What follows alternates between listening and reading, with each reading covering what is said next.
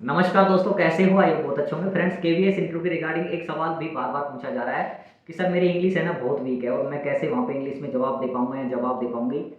तो सुनील चंद्रा सर, बच्चों का ये कन्फ्यूजन दूर करिए कि क्या इंग्लिश बोलना जरूरी है फिर या हिंदी में भी इंटरव्यू दे सकते हैं। तो आपकी राय बच्चों को सर बताइए थोड़ा। धन्यवाद सर आपका। ये क्वेश्चन जो है वो हिंदी बेल्ट के बच्चों में बहुत ज़्यादा पॉपुलर है। जब भी वो कोई इंटरव्यू देने जाते हैं ना तो उनके माइंड में हमेशा ही रहता है कि कहीं इंग्लिश में क्वेश्चन पूछ लिया तो क्या होगा। तो इसमें आपकी गलती नहीं है, क्योंकि हिंदी मीडियम होना कोई गलती तो है नहीं, क्योंकि जो मीडियम ऑफ इंस्ट्रक्शन है या स्टडी का है वो तो गवर्नमेंट स्कूल में अभी भी हिंदी है, तो उसमें आपकी कोई गलती नहीं है। तो आप अपने माइंड में अपने आप को कल्प्रिट बनाना छोड़ दीजिए। आप ये बिलीव इसमें बिलीव कीजिए कि आप कल्प्रिट नहीं है। आपने जिस मीडियम में तैयारी की है वो उस मीडियम में बहुत सारे लोगों ने तैयारी की है। और दूसरी चीज़ है कि आप अपने ऊपर कॉन्फिडेंट रहिए। वहाँ पे आपकी भाषा का ज्ञान चेक नहीं किया जाएगा, वहाँ पे आपके सब्जेक्ट का नॉलेज चेक किया जाएगा। आप टीजीटी इंग्लिश या टीजीटी हिंदी बनने नहीं जा रहे हैं या टीजीटी संस्कृत नहीं बनने जा रहे हैं कि आपसे बोला जाएगा कि चलिए हिंदी में कोई स्टोरी सुना दीजिए, कहानी सुना दीजिए, या इंग्लिश में कोई स्टोरी सुना दीजिए, संस्कृत में कोई श्लोक सुना दीजिए।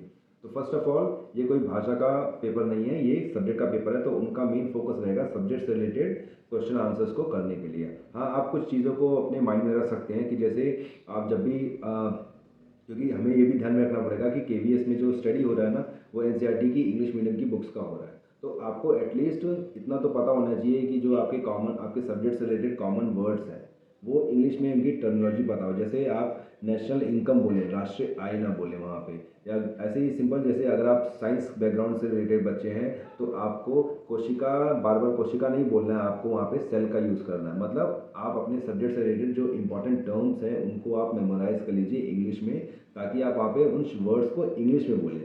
क्योंकि अगर आप हिंदी में बोलेंगे ना तो उनके ऊपर एक गलत इंप्रेशन ये जाएगा कि आपको पहले से ही पता है कि आपकी केंद्रीय विद्यालय के अंदर मीडियम ऑफ इंस्ट्रक्शंस इंग्लिश है, और उसके बाद भी ये आपको पता होने के बाद भी आप उसको हिंदी में बार बार बोल रहे हैं। इसका मतलब है कि आप कुछ लर्न नहीं करना चाहते हैं। तो ये गलत इंप्रेशन जाएगा, ये आप इंप्रेशन उनके ऊपर मत जाने दीजिए। आप उनको शो कीजिए कि सर मेरा मीडियम ऑफ इंस्ट्रक्शन हिंदी तो था, बट मैं अभी इंग्लिश लर्न करने के लिए रेडी हूँ। और वो कैसे शो होगा, आप जब उनके सामने इंग्लिश के टर्म्स को, टर्मिनोलॉजीज को, कंसेप्ट को डिस्कस करेंगे। ओके, आप रिक्टर पैमाना मत बोलिए, रिक्टर स्केल बोलिए। इस तरीके से आप इतना तो आपको करना ही पड़ेगा। जी सर।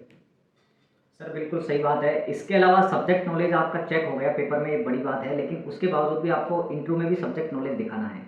और सर ने जैसा बोला कि मतलब इंग्लिश की टर्मिनोलॉजी यूज़ करेंगे।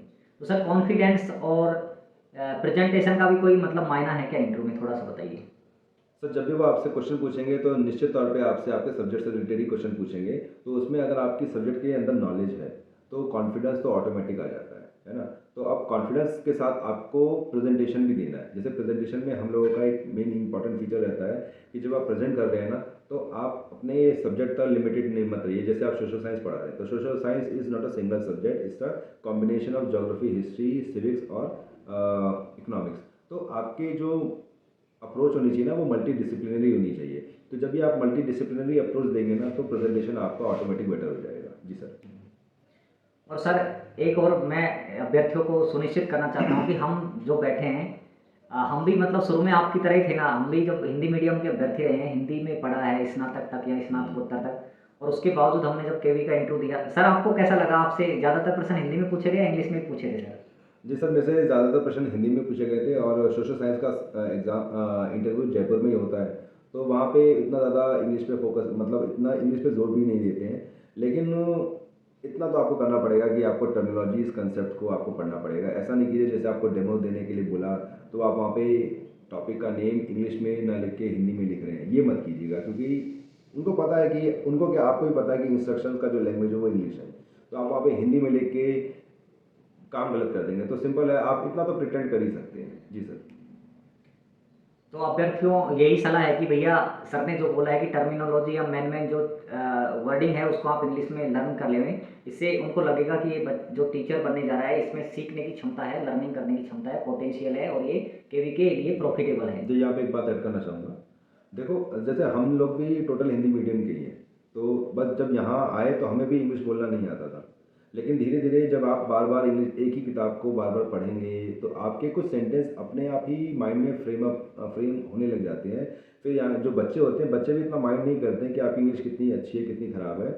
वो वो अल्टीमेटली उनका फोकस रहता है कि आप अपनी बात को मेरे तक कन्वे कर पा रहे हो कि नहीं कर पा रहे हो। और कुछ कॉमन टर्म्स होती है इंग्लिश की जो बातचीत में आई गई है, हम शुद्ध हिंदी हम अभी भी नहीं बोलते हैं, तो हम भी क्या करते हैं हिंदी और इंग्लिश का मिक्सअप बोलते हैं, तो ये चीज़ स्टडी में इम्पॉर्टेंट रोल प्ले कर जाती है। जी सर।